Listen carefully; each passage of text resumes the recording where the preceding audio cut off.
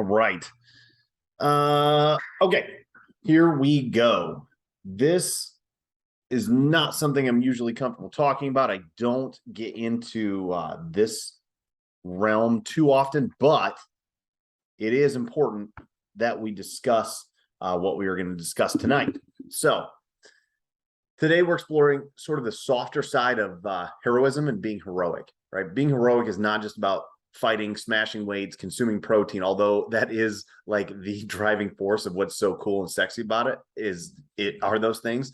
However, with that said, there has to be a dichotomy to this journey. You have to have it. You have to have something you're fighting for. You have to have a cause, a person, a group, something greater than yourself, right? I always think about Spider-Man, right? The first one, Tobey Maguire. The first line is, "This story is about a girl." So right off the bat, it's describing like, hey, this is about a hero, but it's also about more than that. So in this world, very few things are constant, right? We're in a transient world. We are transient beings. Good times don't last. Bad times don't last. And really, when you look at the history of your life, if you look in the rearview mirror, think about the best times you've had and the worst times you've had, and they're never really as bad as you imagined that they would. They were, right. The thing that kind of makes me think here is, like, why do people quit BUD/S? Why do people drop out of Navy SEAL? Why do people quit police academies? It's the anticipation of the pain, the anticipation of the bad times. The anticipation is much worse than the actual event itself, right? So, moral of the story, like, your mind will create these things and these ideas, but they're never really as good or bad as what they are, and they are transient in nature as we are transient, so that they will pass. That the bad times will pass, the good times will also pass. So you have to kind of ride these waves up and down. In college, one of my football coaches said, peaks and valleys, it's a game of peaks and valleys and managing your emotions, and that couldn't be more true of life, really. So, not only that, but things are meant to change. This means that we are designed to change, right? So we all have seasons of life, and this, I'm going to link this all back together, so it is going somewhere. So, seasons of life, right? At one point we're going to be really strong. At one point we're all going to be really weak. CrossFit, jiu-jitsu, like, these are just things from my personal experience. I had a long season of CrossFit for 7, 8 years. I did that almost exclusively. Jiu-jitsu is something I'm really getting into now. Powerlifting, those of you that powerlift,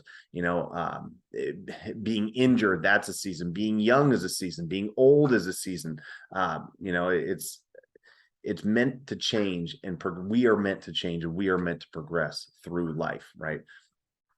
And because of this, we need to be aware what is meant to change and what is meant to be the same. And there was a really good homily I listened to today, and the priest I listened to quoted St. John of the Cross, right? St. John of the Cross said, quoting scripture, "Faith, hope, and love, the greatest of these is love. And at the end of our lives," and this is what St. John of the Cross said, "at the end of our lives, we will be judged on love alone." So love is a constant. Faith is a constant. Hope is a constant, right? But what does that mean? What does it mean? I'll come back to that in a second. It's really just a matter of semantics and definitions, in a sense, but it'll make more sense when we get kind of through some of this. So also in this conversation, like, what does it mean to be heroic, right? And that's something that, I spent a lot of time on: the hero's journey, Joseph Campbell, like all of that thing. Like, what does it actually mean to be a hero? That term gets tossed around so much. Sometimes it loses its meaning, especially in, like, being a first responder. Like, people always say that, which is, flattering, but a lot of times you don't want to own that title of, like, "Oh, you guys are heroes." Like, yeah, no, I mean, spend most of my day, some days, sitting in parking lots, like, watching YouTube. That's not super heroic. So, but the term gets tossed around a lot. So, we get uncomfortable with it. At least, I do. I'm speaking personally. But what does it mean to be heroic, right? So there's a big, long-winded definition in the dictionary, or if you ask ChatGPT, it's a super long definition. But basically, after looking at that, thinking about, things and reading Joseph Campbell, a hero is somebody who does what's asked of them, even when they don't want to. It's very duty bound. So being heroic is actually expressing love. Doing what you need to do, what you're asked to do, is expressing love. Love gives, love's a decision, love costs, and love is showing up. Here I am, send me. This is love. And it's also being heroic. So you can see where these terms are almost interchangeable, right? They really are interchangeable. You can't be a hero without having love. You can't do it. It is impossible. One can't exist without the other. They have to coexist. You have to have this dichotomy. Or maybe to some of you, like to me, it's not that big of a dichotomy, but a lot of times we think, being heroic and being a hero is being very armored, very tough, very stoic. All of those things are correct, right? The heroes can take those shapes and oftentimes need to. Now, if you don't have this love inside of you, then there is no dichotomy to you, and you will not be heroic. You won't be, or it won't be long lasting. You won't be the virtuous hero that Joseph Campbell talks about, right? There's different, the anti-hero, the virtuous hero. Those are different. Those are different levels of being a hero. But without that love, you don't have the dichotomy. You don't have that heart. You don't have that greater purpose. And it's really, really important, right? Really important. We'll get more into it in a second as to why.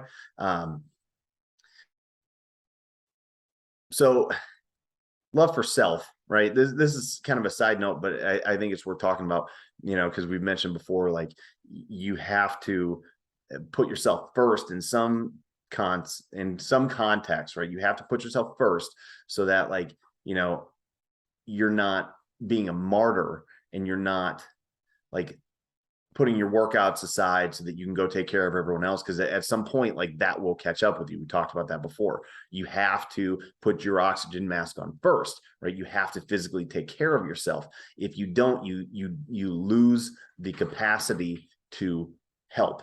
You lose the capacity to be heroic. You lose it. It'll go away, right? You have to train it, and you have to prioritize that. Now, that is not like self-love in the context of like the pop psychology bullshit we see on social media, that like, oh, choose yourself first. Like, no, it's not really that. Doing that and this pop psychology, Instagram love yourself type nonsense is really a lot of times just an excuse for selfishness and not selflessness, which is heroic, right? Love for yourself means that you love and respect the life and the body that you were provided, because it is meant to be used for a greater good. You are a vessel for good. And without training, without practicing, without doing these things, you can't do good. You can't do it. It is impossible. And if you lose sight of that love, where you kind of let yourself go and, gain a bunch of weight or whatever, you become ineffective at doing good, and you lose sight of love for yourself. You lose sight of love for others. You lose sight of love in general, right? That light will fade and flicker, right? If you don't. So without love, there's no reason to be a hero. You have to have both sides of the dichotomy in view, or you will lose your path and become weak.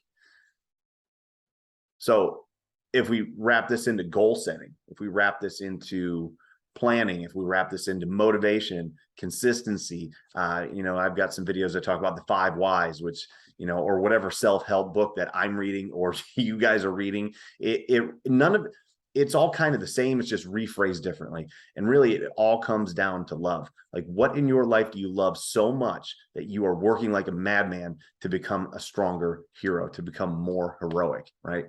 What do you love? Like, what is driving you? What drives you every day just to get up?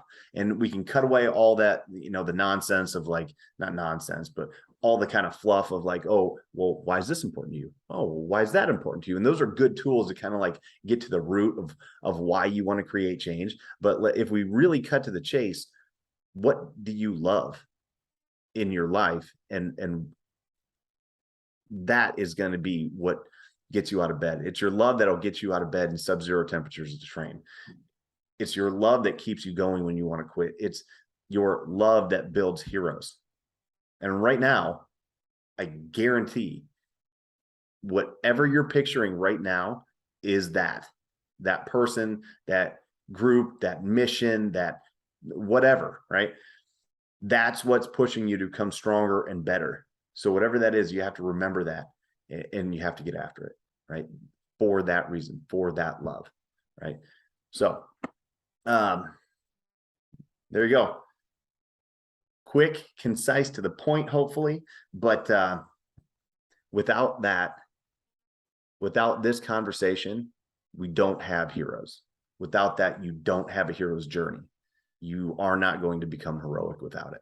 So spend some time, really dig into this concept, and keep going, guys.